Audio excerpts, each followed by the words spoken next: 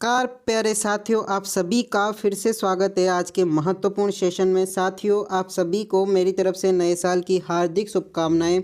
तो आज की क्लास हमारी विशेषण के ऊपर होने वाली है। विशेषण के सभी महत्वपूर्ण प्रश्न आज हम सोल्व करने वाले हैं, ठीक है ना। चलिए बिना किसी सभी सामान को साइड में हटाकर जुड़ जाइए जल्दी से इस सेशन के साथ में। आपका पहला प्रश्न है कि परिमाणवाचक विशेषण का उदाहरण है। साथियों, किसी ने क्या खूब कहा है, सत्य परेशान हो सकता है लेकिन पराजित कभी नहीं हो सकता। अगर आपने दिल से मेहनत की है तो साथियों आपका रेट में सिलेक्शन ज़रूर होगा। साथियों, इस क्वेश्चन का आंसर क्या होगा। प्रश्न है परिमाणवाचक विशेषण का उदाहरण है। क्या इसका जयपुरी होगा, क्या इसका दुगना होगा, क्या एक गज होगा या फिर काला होगा। बिल्कुल साथियों, जिसका भी आंसर, जिसने भी सोचा है, जिसने भी जवाब दिया है एक गज, बिल्कुल उसका करेक्ट आंसर हो जाएगा। चलिए अगले प्रश्न की बात करें तो अगला प्रश्न आपसे पूछा है कि सुगंधित शब्द किस प्रकार का विशेषण है। सुगंधित शब्द किस प्रकार का विशेषण है। तो आपको ऑप्शन दिए हुए हैं परिमाणवाचक, गुणवाचक, संकेतवाचक और गणनावाचक। गणना है भाई यहाँ पे, ठीक है ना, गणनावाचक।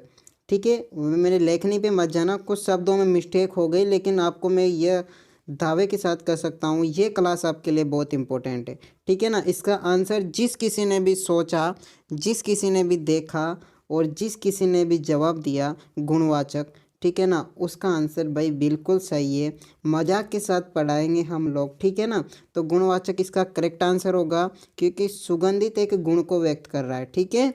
चलिए हमारा अगला प्रश्न है कि यह शब्द किस प्रकार का विशेषण है। तो यह किस में काम आता है। बहुत ही महत्वपूर्ण क्वेश्चन है, अच्छा प्रश्न है, रीट में पूछा जा चुका है कि यह शब्द किस प्रकार का विशेषण है।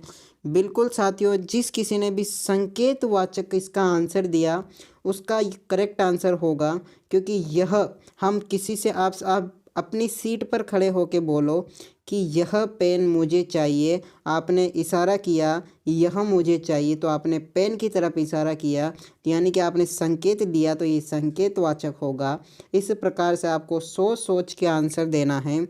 अगला प्रश्न आपसे पूछा है कि थोड़ा सा में कौन सा विशेषण है। अच्छा प्रश्न है साथियों ये भी कि थोड़ा सा में कौन सा विशेषण है।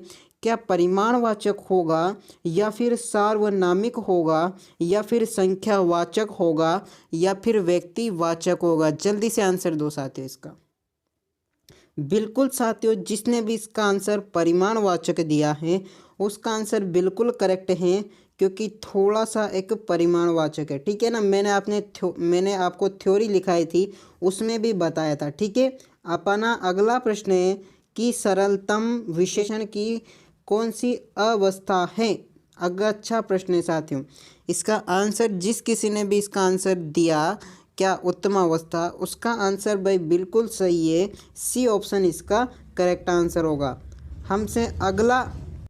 हमसे अगला प्रश्न पूछा है कि वह किताब पढ़ो। आपको वाक्य दिया होगा, वाक्य में आपसे विशेषण पूछा है, तो जिस किसी का भी आंसर साथियों, जो कोई भी सोच रहा है कि इसका आंसर ए होगा या बी होगा या सी होगा या डी होगा, तो मैं आपको बता दूं इसका आंसर होगा संकेतवाचक। जैसे अभी मैंने आपको एग्जाम्पल देके बताया था, वह किताब पढ़ो, यह पेन लाओ, ठीक है ना, तो ये संकेत हो जाएगा, ठीक है ना, तो संकेत दे रहा है वो आपको। अगला प्रश्न आपसे पूछा है कि निम्न में से विशेषण का उदाहरण नहीं है। कौन सा ऐसा वाक्य है जो कि विशेषण का उदाहरण नहीं है। क्या राम रीना से ज़्यादा पढ़ता है, रमेश बहुत सुंदर है, सीना सबसे सुंदर है, रीना सीमा से ज़्यादा सुंदर है। कौन सा वाक्य ऐसा है जिसमें विशेषण का प्रयोग नहीं हुआ है। बिल्कुल साथियों, जिस किसी ने भी इसका आंसर क्या कौन सा होगा, इसका आंसर कौन सा होगा, जल्दी से इसका जवाब दो। बिल्कुल साथियों, सीना सबसे सुंदर है, इसमें कोई विशेषण नहीं है क्योंकि सुंदरता बता रहा है, ठीक है। तो ये थे आज के प्रश्न, ठीक है। तो आपको क्लास कैसी लगी। इधर तो अभी साइंस के आएंगे, कल साइंस का क्वेश्चन होगा। और हाँ साथियों, एक बार ध्यान से सुनना कि कल शाम को 7 बजे मैं आपको एक सरप्राइज़ देने वाला हूँ। तो शाम को तैयार रहना 7 बजे। ठीक है, तब तक के